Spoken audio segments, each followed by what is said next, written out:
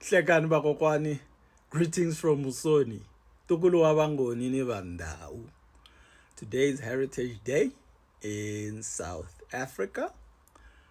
And this morning, I woke up and did my indoor workout.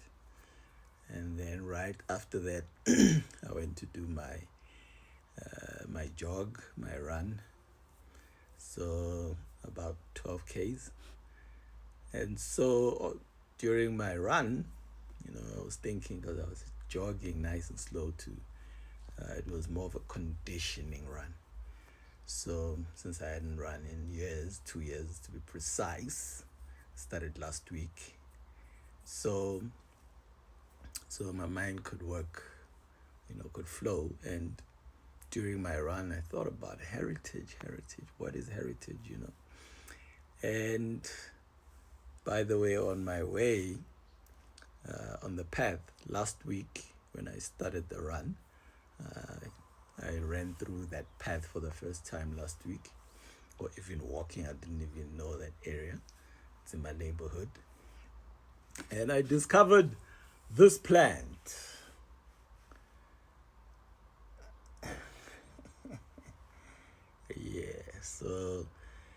And I recognized it as the prickly pear cactus. I usually eat prickly pear during its season. It's one of my favorite fruits. And so I decided to grab some and bring some back with me. And then I posted on my WhatsApp status, and I got a call from a concerned citizen.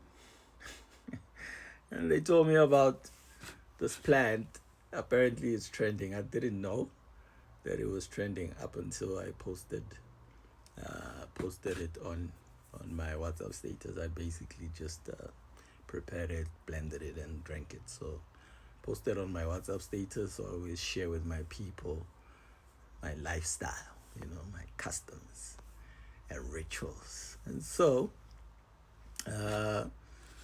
I thought about heritage. It's trending, but heritage is never about a trend. And so let's get into it. So the first question that we need to deal with is, what is heritage?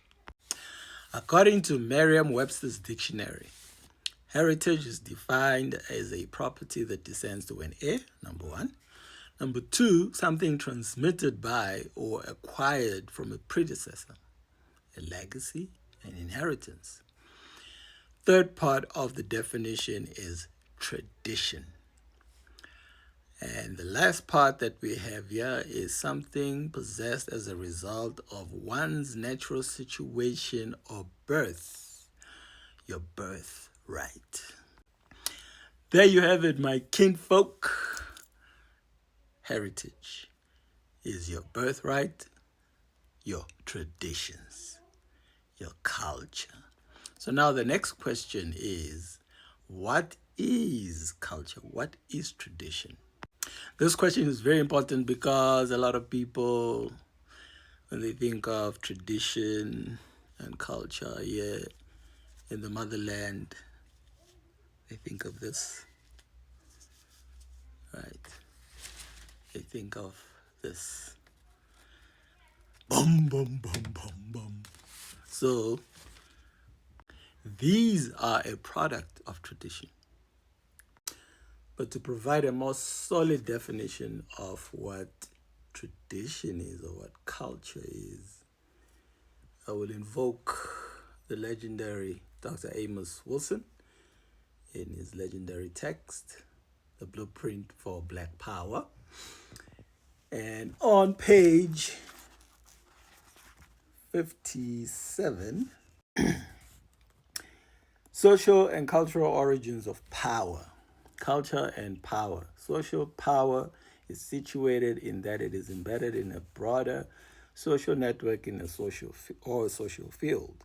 Social power is generated by the social alignment or relative positioning of individuals within groups, and the alignment and position of groups vis-a-vis each other within the large social organizations. societies, cultures, nations, various coalitions or alliances in order to achieve mutually desired ends. One of the most important contexts in which the alignment of individuals and groups is utilized to generate and exercise social power is that of culture. Culture is a type of power system which includes all of its members and the various groups and institutions which constitute it. A society or culture as a power system may be subdivided into a number of smaller and smaller power systems nested within or organically related to one another. The overall power of a culture or society operationally emerges from these smaller power systems, which may include familial, kinship, communal, regional, and other types of social and institutional organizations. Culture is man's adaptive dimension. Man alone among the forms is animated nature is the creature that has moved into an adaptive zone which is an entirely learned one. This is the zone of culture, the man-made, the learned, the part of environment.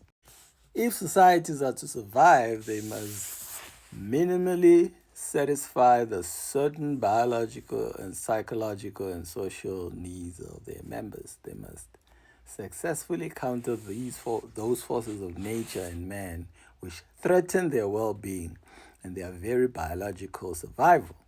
Culture is a social institutional instrument which is crucial for facilitating a people's adaptation to the complexities of their world. So what do we gather from that, ladies and gentlemen? That culture is a power system.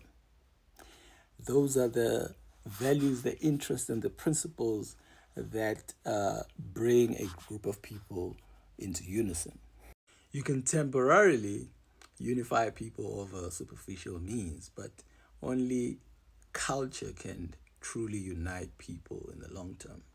He also states that culture is a means of solving the complexities of our lives.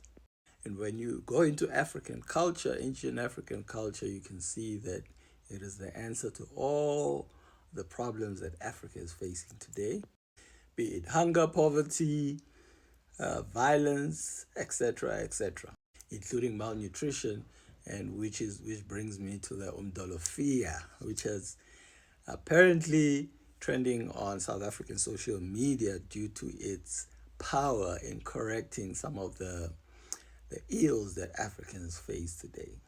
Ills stemming from malnutrition, and so the hype really around the plant is that it helps with sexual health. It's a good thing that it's trending. However, we need to address the Eurocentric approach of separatism, where you think a certain plant will deal with a certain problem as if things are isolated. From African thought, everything is connected. For example, erectile dysfunction may be pointing to a more problematic problem of heart disease. So in the African approach, we do not target erectile dysfunction. You target the overall system, as Dr. Sebi has taught us that there's only one disease, and therefore everything is everything. And if everything is everything, then the ancient African diet is a solution for all the health problems that exist today.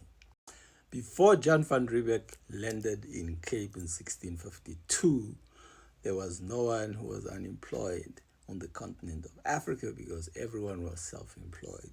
Everyone was self-sufficient. I could go on and give examples of how African culture, values, interests, and principles are the solution to all the problems we are facing today as African people.